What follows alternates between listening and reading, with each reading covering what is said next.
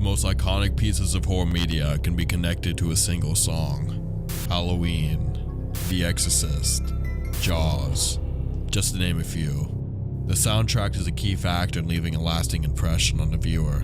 Without music, atmosphere is difficult to create. Without a soundtrack, a game struggles to set the mood. Without a soundtrack, a game is not whole. Some soundtracks are absolutely terrifying, don't even belong to a horror game. And some songs that are never meant to be scary in the first place have been made chilling. These are some of the scariest soundtracks in video game history.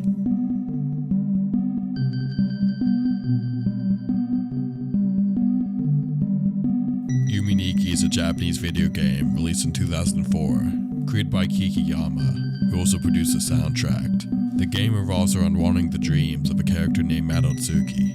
The dreams typically contain very atmospheric and surreal imagery. The imagery, despite being very captivating, isn't what the game is exactly known for. The soundtrack is iconic. Even if you've never heard of the game, you've likely heard it on social media. Do not dip your hair in the water. Always look out for deadheads. Nobody ever will.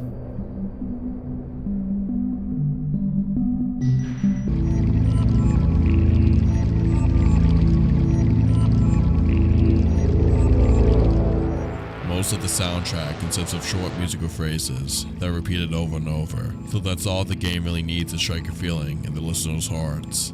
A feeling that varies throughout the game, though most often, that feeling is fear. Though it's not always straight fear, sometimes it's a feeling of uneasiness, like in Docks.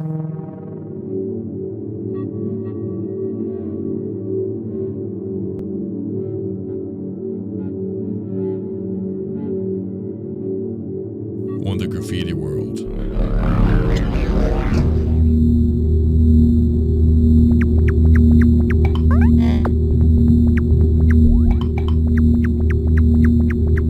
Or may even be a comforting feeling. Whatever it is, it makes you feel as if you're in a nightmare, which is likely the point of it, hence the setting of the game. Every soundtrack in the game effectively unsettles the viewer, though three are best known for it.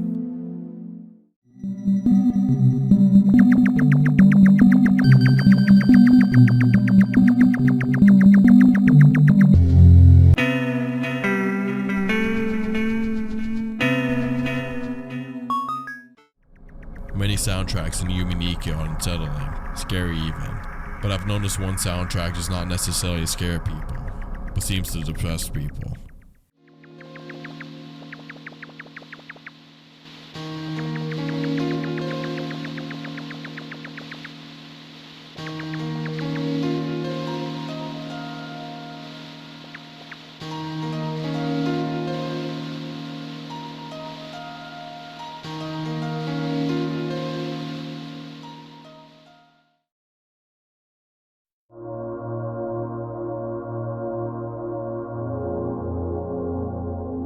Silent Hill 2 is a horror game released in 2001 by Team Silent. Silent Hill is considered one of the greatest horror games of all time, and is still scary to this day. The game is widely known for its great story and disturbing imagery, which are only enhanced by the soundtrack. The soundtrack of which is one of the greatest in horror. It features an incredibly diverse selection of both instruments and genres. The soundtrack can go from a collection of noises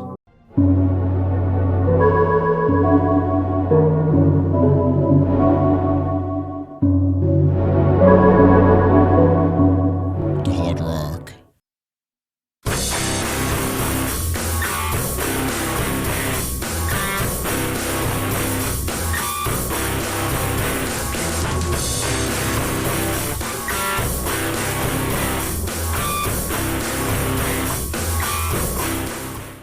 The soundtrack does not carry one main theme, but multiple. The soundtrack is either unsettling, like in White Noise,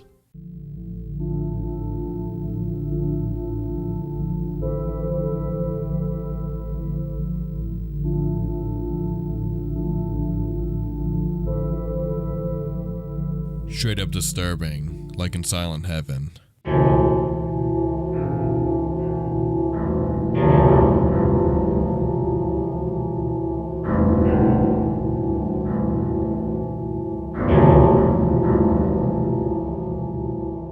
sad or depressing, like in Magdalene.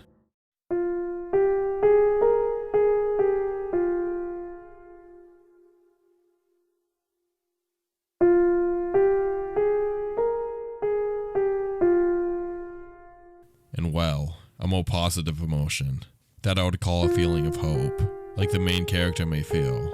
A positive feeling can be felt when listening to the more rock type songs, like the first theme of Laura. The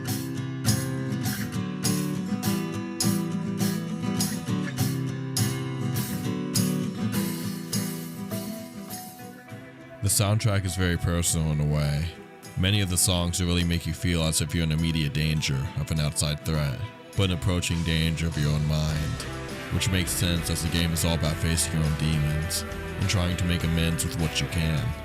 The main character, James, dealing with the death of his wife, Angelica with her childhood trauma, and all the other characters' baggage and grievances. All the songs in this game do a great job of creating atmosphere. The two stand out not only as a song, but for where they are placed in the game. Promise Reprise is a standout track of a list of masterpieces, which can be seen being used in horror media, like creepypasta. The song is held in high regard, as can be seen by the comments on the video The Ost. This music is seriously phenomenal. Promise Reprise is beyond the greatest ever written.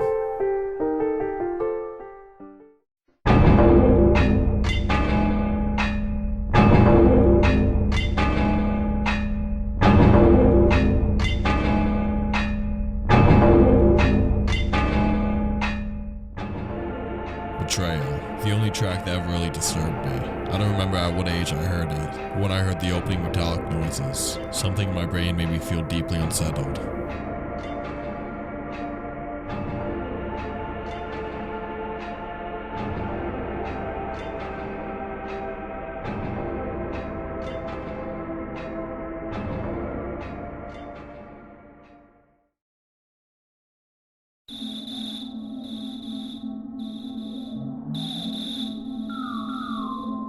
Earthbound is a JRPG released in 1994 by Nintendo, widely renowned for its weirdness. Earthbound is not necessarily a horror game, but when it gets scary, it temporarily serves as an effective horror game. Though many tracks that are not made to be scary can be unnerving, before you even start playing, you are subjected to disturbing music.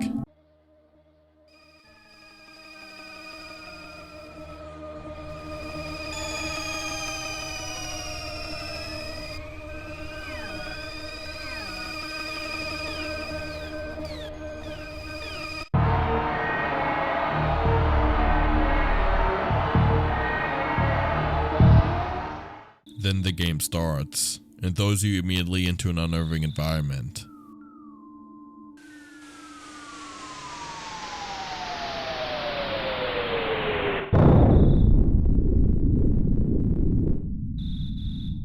As the music develops, the game goes from unnerving to almost creepy. This persists until the tension is released upon answering the door. Though, this is temporary. Once the prologue actually ends, the unsettling nature disappears for a while, and the game continues like any other game would, besides the obvious weirdness. There is the occasional unnerving soundtrack, but nothing too out of the ordinary, until later in the game. This is true for all but two tracks. The Caverns of Winter, a disturbing track that comes out of nowhere. The song alone makes the cave seem way more terrifying than it actually is. It makes you feel as if you're entered the wrong place almost. Then in the final stage of Pooh's training, the soundtrack alone is unsettling, but when it's added to the scene, it's downright disturbing.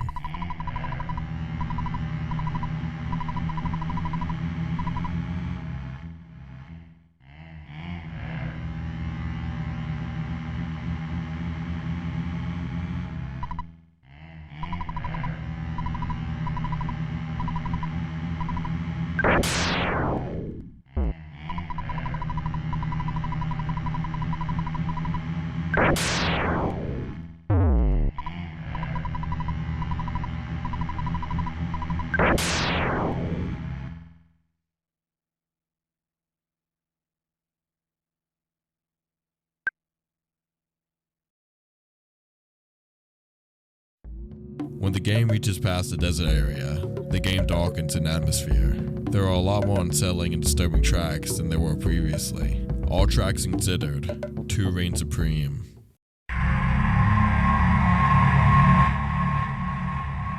The Place, a disturbing song that's a well-remixed sample from the Beach Boys song, Yeadre. The song does its job in telling the viewer this is an unknown territory, far, far from home. The Place is a fitting name. That is all we really know about it. This song only serves as an intro, however.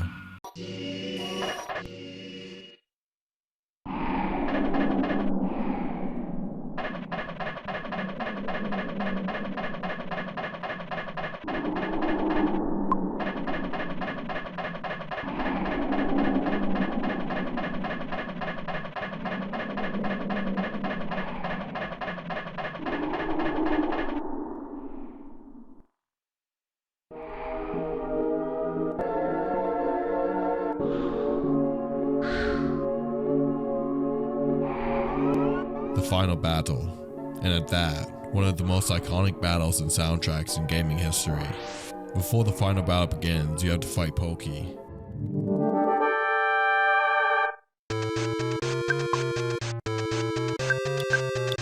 The song that accompanies it is a fun listen before you're subjected to the final boss, Gygus.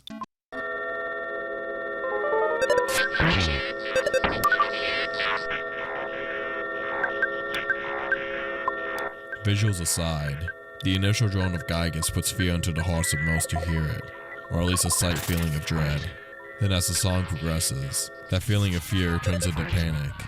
The song almost forms a rhythm, though not a satisfying one at that. The off-putting notes and odd use of bass and instruments help illustrate the true hellscape that the Gygus battle is. Once it is realized that the only way to defeat Gygus is to pray, a much nicer drone interrupts the main battle.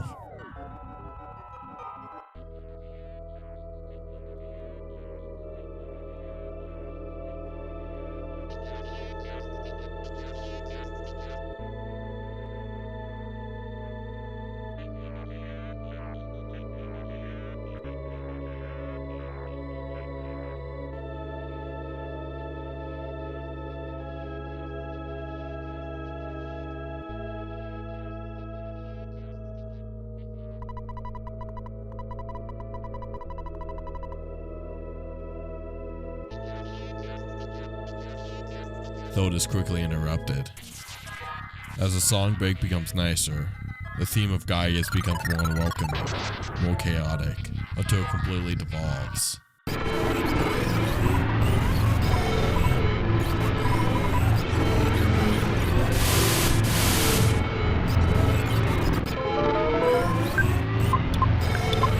The theme of chaos, which is soon met with defeat.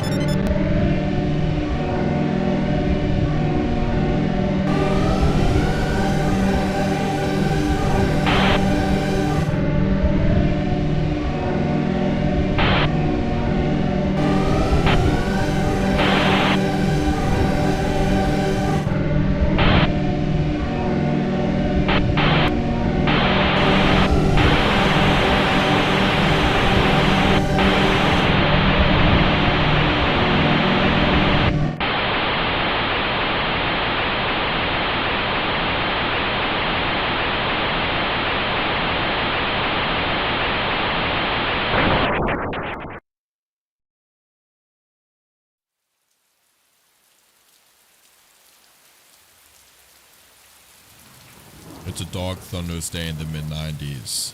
You just got a copy of Sonic CD to play, and you've been waiting all week to try it out. You pull the CD out of the container, and it has a little note on it. Down, down, down, left, right, A, 46, 12, 25, with a little smiley face at the bottom. You're confused, but you want to try it. You put the CD in and boot up the game, and the first thing you do are those directions. You find it weird. We see through the areas you can put the numbers in. So you do. Too bad you didn't know what awaited you.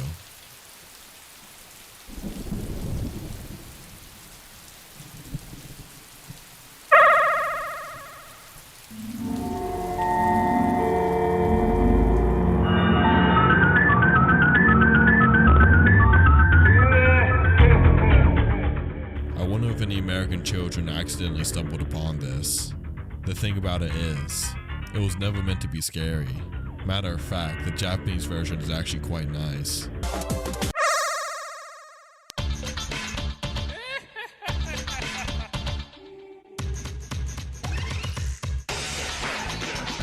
This isn't the only uniquely American scary feature that's in the game. Just stand still for 3 minutes.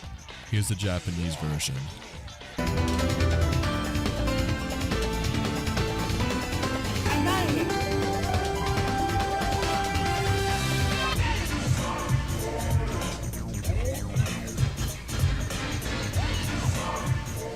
And here's the American version.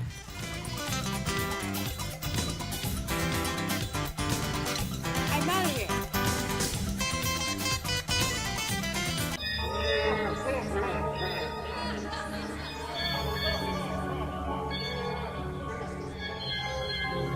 I do have to admit, hearing the American version makes you never want to die again. It makes you feel like something was actually on the line, and that game over really means game over. The Japanese version feels more like a try again type song. Now into something that's equally terrifying across America and Japan.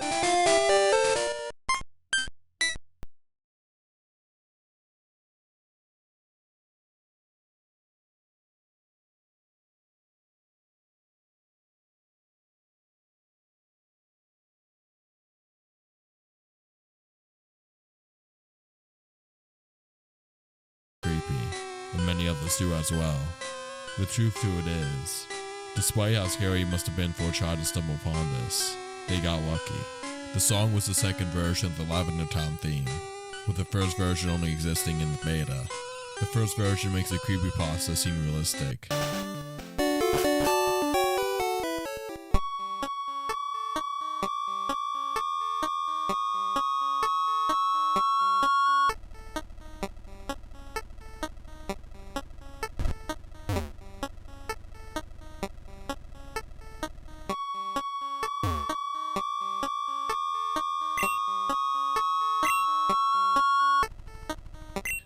Those flutes are ear-piercing. The theme they decided to go with makes more sense. The theme is scary, yet still kinda sad at the same time, which fits the theme of a graveyard, mourning. The beta theme though, it makes you feel like the dead are gonna rise up and tear you apart limb for limb. The Lavender Town theme has gotten many different renditions throughout the game series. All of them are a lot less scary compared to the first one though.